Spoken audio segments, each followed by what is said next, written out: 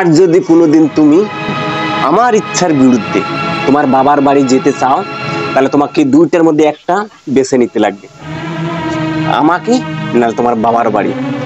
বুঝছো? কথাটা যেন মনে থাকে।